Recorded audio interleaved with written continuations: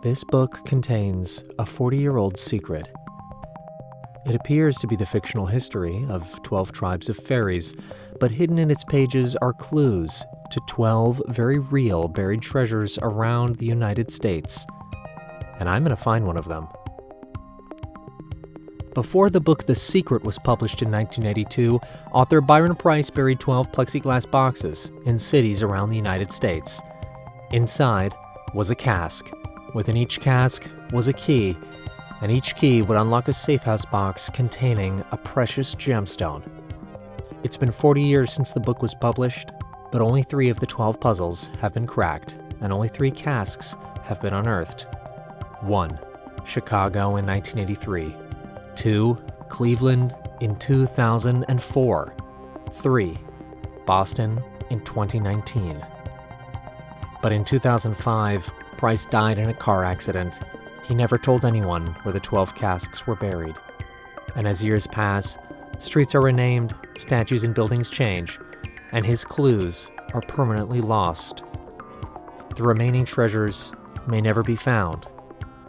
At least, not by anyone else. You see, if I find one in this video, I'm a shoo-in for the role of creative producer at BuzzFeed.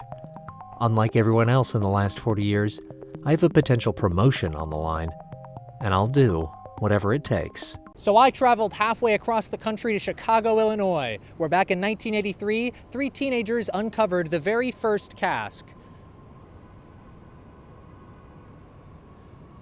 Which means that I don't have any treasure to find here.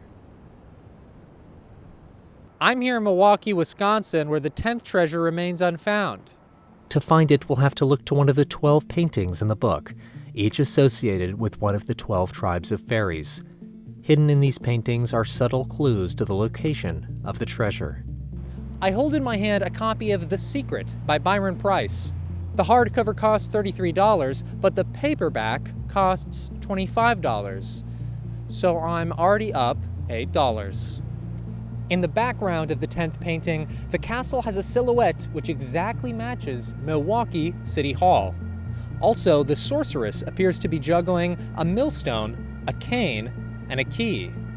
Milwaukee key. Once a city's identity is discerned from the painting, one has to find instructions to locate the cask.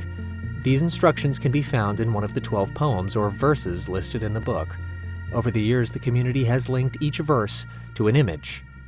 I'm interested in line 7 of verse 8, which reads, "Ascend the 92 steps," which is a reference to Grand Staircase here in Lake Park.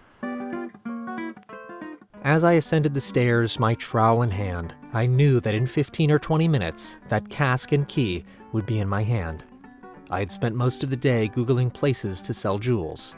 Needless to say, I was confident. And I began to think, to hell with that BuzzFeed promotion, to hell with it all. I'm keeping that jewel and the fame all to myself. But then I encountered some trouble. First, my portable trowel was proving to be more complicated than its convenience would suggest, and then there was that second-to-last line of the poem. "To the first young birch, past 3, staying west, you'll see a letter from the country of Wonderstone's hearth, on a proud tall 5th at its southern foot." All I needed to do was find the right birch tree to dig under, but it had been 40 years since Byron was here burying treasure. Which of these birches seemed like they could have looked young 40 years ago? Had the tree been cut down? The sun was gone, and I was risking bad video quality which might jeopardize my promotion. What the heck? What the heck? I was angry. So I decided to return my trowel, but the store had a no-return policy. I had to rethink my strategy.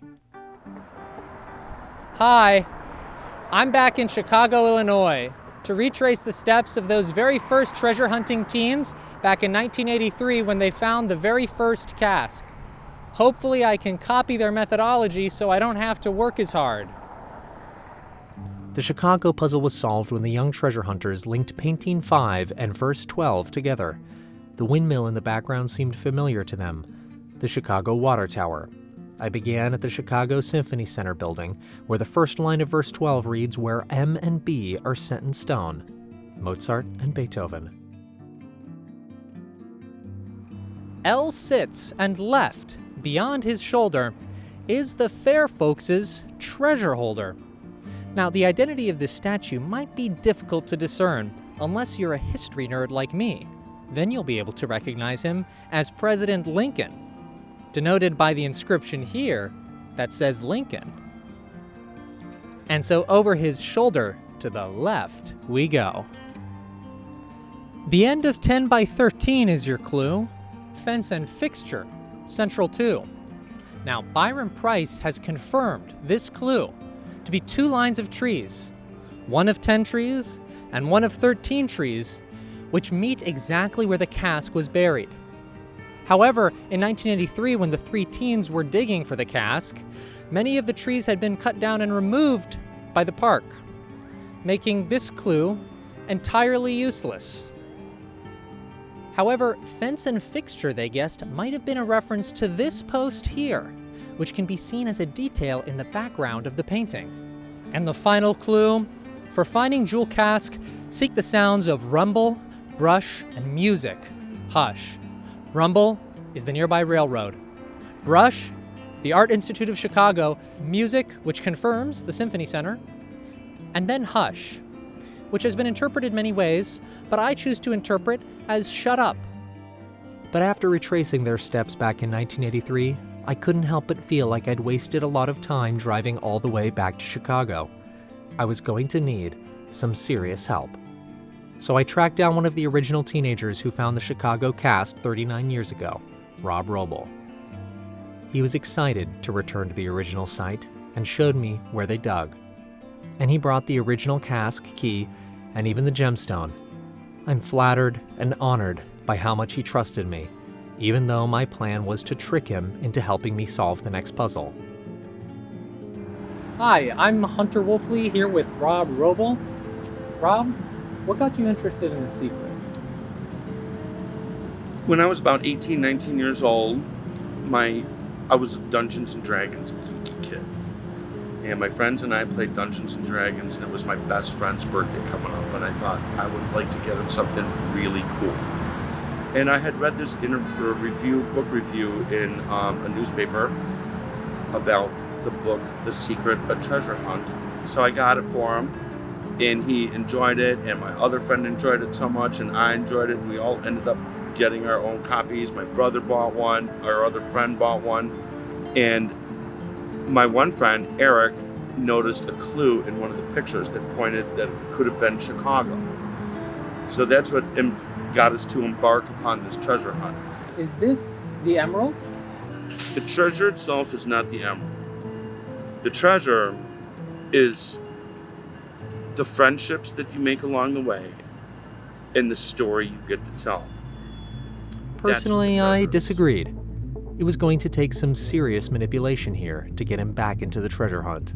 Are you still involved in the ongoing treasure hunt for the remaining 9 casks? Not particularly. I have actually stuck a shovel in the ground in Lake Park, Wisconsin, in Milwaukee. So I've actually done that. I've never been to any of the other treasure grounds. Do you think it's in Lake Park? I do believe it is. Do you think if maybe I started driving tonight, I could probably... Sure! Do you think I could get it by like maybe You know 10 what? or 9? Let's pack this all up, go right now. Okay, Would you be okay? hypothetically, how, like, if we got it, how does like a 70-30 split? You know what? I'll let sound? you take full credit for it now. I'll let you have it. I'll have this one, and you can have that one. How about that? Would that be all right with you? Where would you objectively rank the one that you found in terms of difficulty? Do you think yours was easy? Knowing how the guys in Cleveland found theirs, I would have to say Boston seemed like the most difficult one so far. There's one in San Francisco. That one's difficult. Actually, somebody did a fake treasure in San Francisco. Did you know this? No.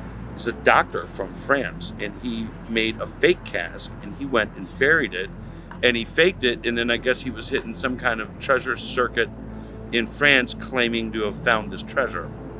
But everybody knows it's fake. That's the amazing thing. Where do you think he went wrong? By lying to himself first that he could get away with it. Maybe if he took a little longer, didn't rush the kind of sculpting job, maybe he could have convinced everybody. It would be pretty hard to fake the Joe Ellen Trilling sculpture. I have a question here. Why do you think Byron Preiss has done this? When we went to New York, Byron's wife and daughters talked about when his daughters were little and he would hide treasures around the neighborhood for the neighborhood kids. So part of it has to do with getting people out to be active and play and enjoy and make believe and fantasy and exploring. Sorry, I misread that question. Why do you think Byron Preiss has done this to me personally? Like you, there are thousands of people now that are involved in this, looking for treasures in all the different cities: St. Augustine, Florida, Houston, Texas, New Orleans, New York, San Fran. It's just amazing that there's such a community now. The reminder of how many opponents I had in this challenge was discouraging. And then I had a thought. This man might not be my ally. Instead, he might be my greatest competition. If you knew where the treasure was in Milwaukee, would you tell me? I'd take you with me, and we'd go up there together. If I knew. I don't know Milwaukee well enough. I've actually only been up there 3 times. As I gazed into his calculating eyes, I realized I was already in his clutches. In an expert maneuver, I said, "I have to go to the bathroom. I'll be right back," and then subtly made my escape. But alas, there were no clues left for me to discover. I'd traveled halfway across the United States with nothing to show for. I would return to BuzzFeed empty-handed. My boss, Chris Guerra, would be disappointed, if not enraged. I always knew Chris had skeletons in his closet, and I did not intend on becoming one of them. But with no proper excuse for why I hadn't found the treasure, it would take nothing short of a miracle to save my promotion. Are you rolling? I saw that there was a note on my car. I figured we'd roll and see what that's all about.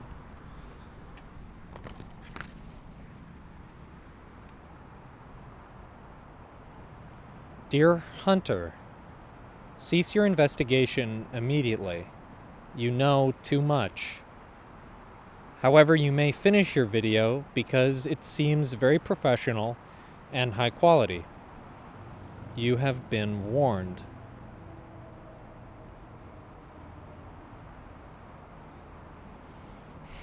I guess we have to stop.